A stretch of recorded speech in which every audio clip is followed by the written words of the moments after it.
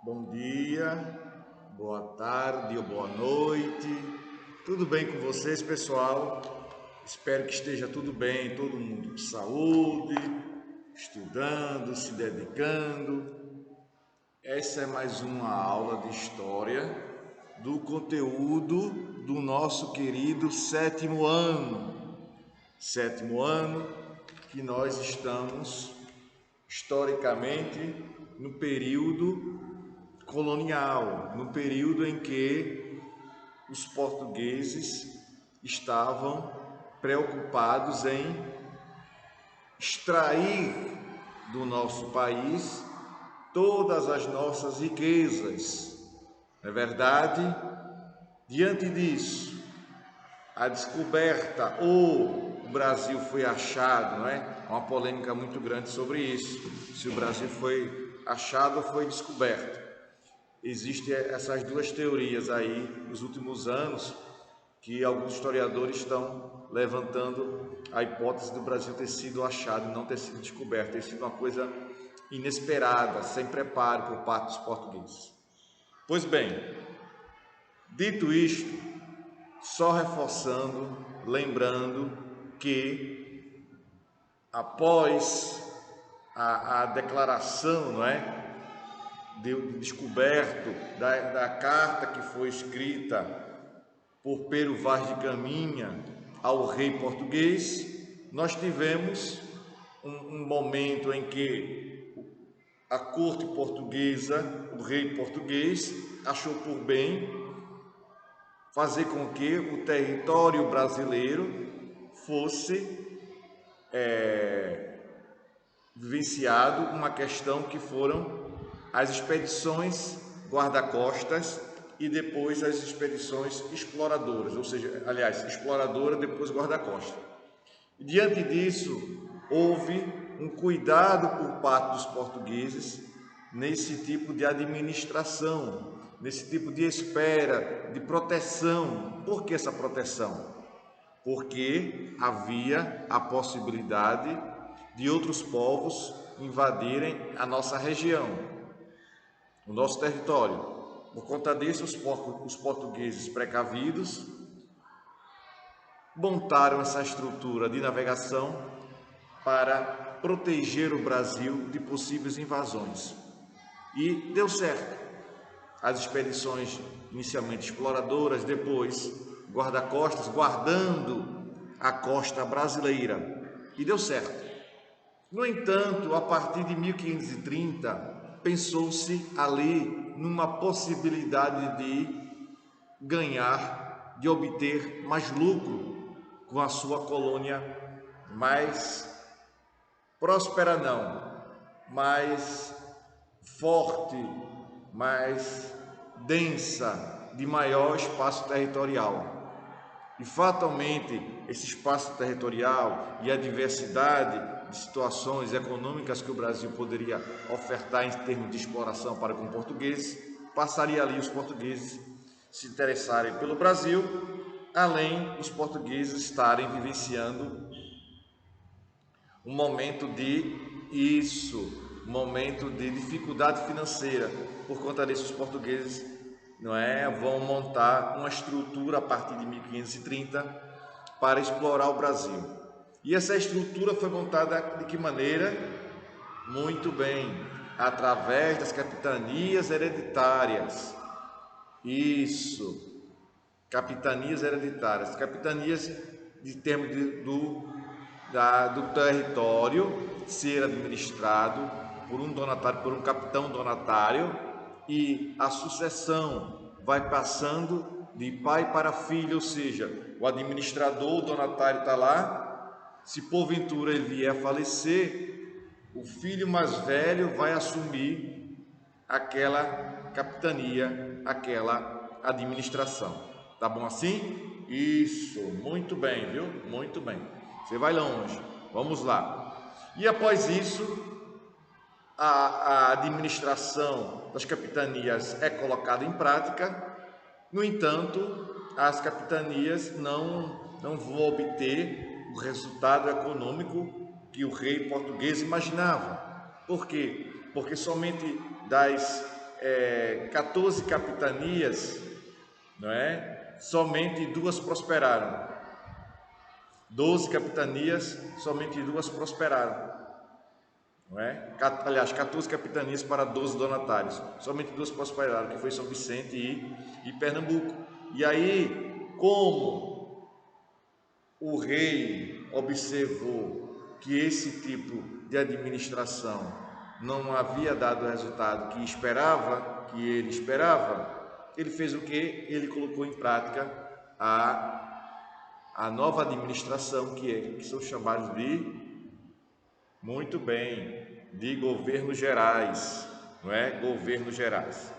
Pois bem, esse governo geral vai ter ali Tomé de Souza, Duarte Coelho e Mendes Sá como sendo os 3 principais administradores, governadores gerais. Mas a instalação dessa nova forma de governo vale salientar, hein? Isso, muito bem. Está prestando atenção aí, presta atenção aqui no serviço. Vale salientar que, mesmo com a implantação do sistema de governos gerais, as capitanias hereditárias continuaram sendo utilizadas, não foram colocadas no lixo, elas foram colocadas de lado, elas perderam importância, elas perderam força, mas as capitanias continuaram. Tá bom assim? Não é isso? Muito bem. Vamos prosseguir o nosso conteúdo. Desculpe. Vamos prosseguir nosso conteúdo com a resolução de exercícios. Não é verdade? Vamos resolver exercícios? Vamos sim, professor. Isso, muito bem. Quero assim, disposição. Vamos lá. Na página 189, nós temos a seguinte situação. Quando eu realizo esses exercícios, é uma forma de fecharmos o capítulo e vamos observar como está o nosso nível de conhecimento histórico depois de toda a explicação, de que forma isso está na sua mente, de que forma você absorveu, você vai demonstrar a partir de agora, tá bom? Análise, claro que eu estou aqui orientando você. Análise, 7ª questão, analise, analise o ouvidomó, o provedomó e o capitão-mó. Vamos lá, página 189, diz assim: ouvidomó é um cargo administrativo responsável pela aplicação da justiça. É um cargo administrativo responsável pela justiça.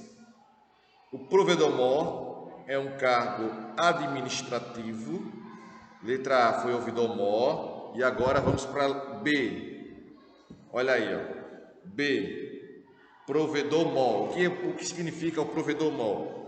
É um cargo, resposta, cargo administrativo responsável por tomar conta das finanças.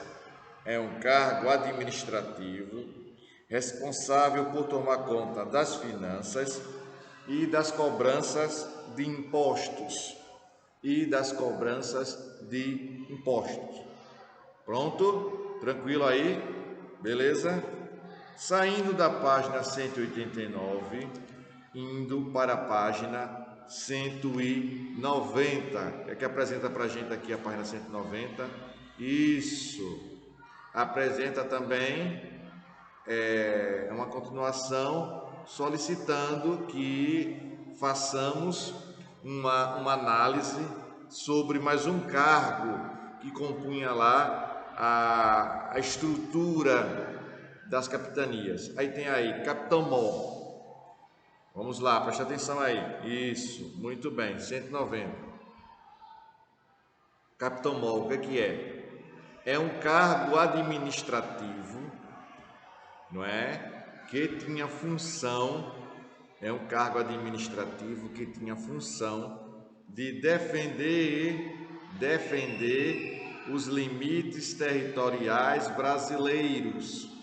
Os limites territoriais brasileiros, isso, muito bem.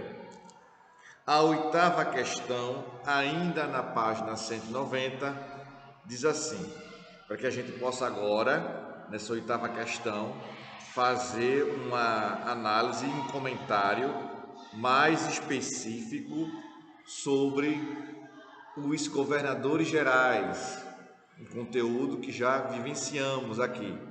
É verdade? Isso. Muito bem, sétimo ano, muito bem. Letra A. Vamos comentar na letra A sobre a administração do governador-geral Tomé de Souza. O que é que diz aí? A resposta: governou entre 1549 e 1553, vírgula, responsável pela vinda de jesuítas ao Brasil, responsável pela vinda de jesuítas ao Brasil, isso, principalmente do padre Manuel da Nóbrega, principalmente do padre Manuel da Nóbrega.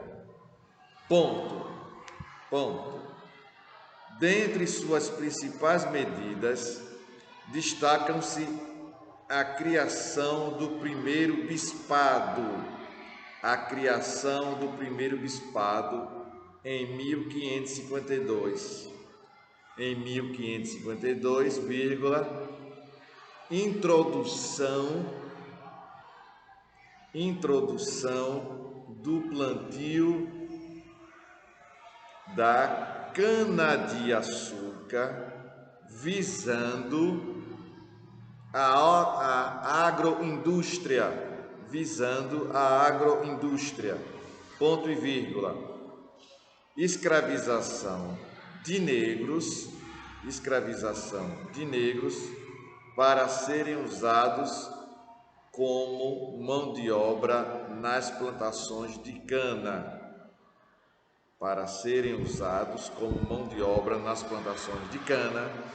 ponto e vírgula, e a fundação da primeira escola do Brasil em Salvador. Pronto. Vamos para agora o governador-geral Duarte da Costa. O que é que tem sobre Duarte da Costa? Aí vamos ver. Governou o Brasil entre 1553 e 1558, tendo sido responsável por estimular a vinda de mulheres portuguesas solteiras para constituírem família no Brasil. A vinda de mulheres portuguesas solteiras para constituírem família no Brasil e consolidar o povoamento. Ponto. Continuando, o que foi que Duarte Costa fez mais? Incentivou a catequização dos índios,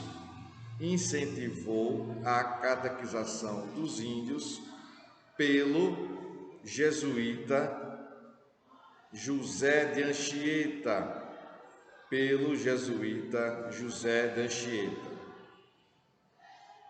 Foi durante seu governo, José de Anchieta, foi durante seu governo que a França invadiu o território brasileiro.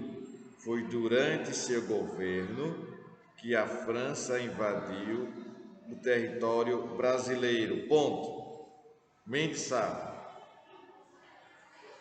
Sá é um outro governador geral, hein? Preste atenção aí. Mendes Sá é o outro governador geral. Vamos para ele.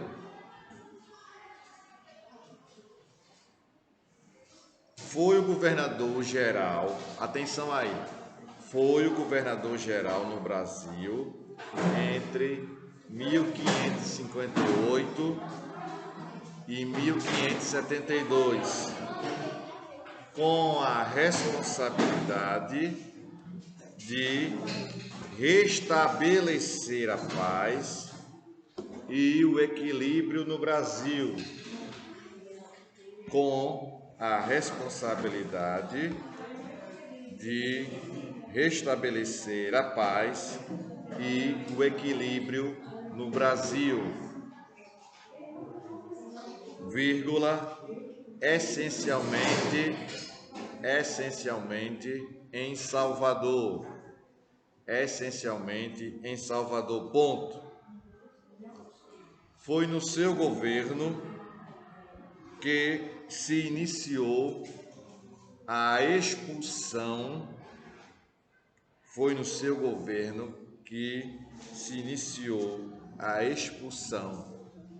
dos franceses na França Antártica,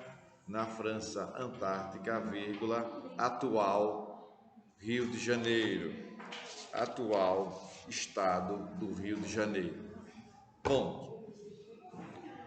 Indo para a página 192, nós temos agora exercícios de múltipla escolha, que você vai ler as alternativas. Depois da leitura dessas alternativas, você vai assinalar somente uma única questão, uma única alternativa. Tá bom? Beleza? Tranquilo? O que é que temos aqui?